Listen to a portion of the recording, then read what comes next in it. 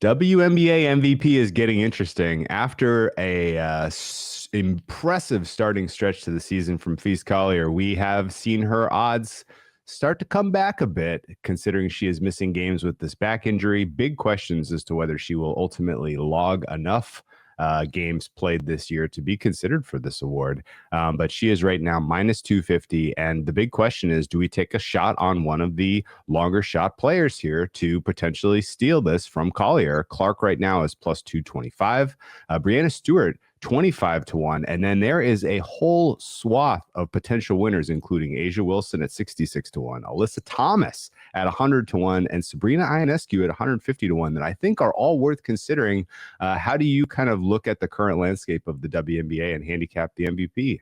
Yeah, that's exactly kind of like what I'm thinking is you look at Nafisa Collier, and we don't know when she's going to be back or if she's even going to be eligible for the award. Caitlin Clark out now, already had a quad injury. Now she's got a groin injury. What's her status going to be like as the Fever have all this turmoil surrounding them and they're not winning games and they're just collapsing in the fourth quarter?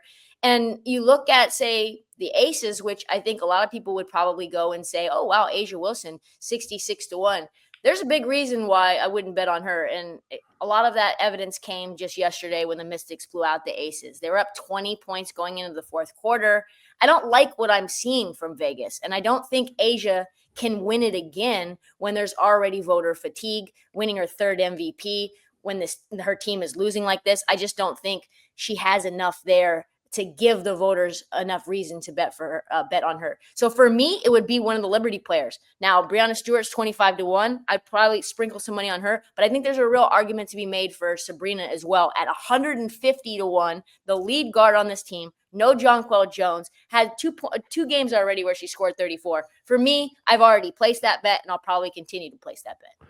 Okay, I can't disagree with you. The Liberty certainly seem like a 30-win team, and team success puts you in the driver's seat for this particular award. I'm going to take a different approach, though. Give me some Alyssa Thomas. Right now, she is clustered pretty closely at the top of WNBA players in terms of efficiency stats and in terms of just general impact on the court. And at 100-1, and with the Phoenix Mercury being somewhat of the surprise story of the season, I could see her catching a little steam here. Now, will it win? It's going to take a very, very, very fortuitous close from her, but 100-1 for Alyssa Thomas looks like the bet to me.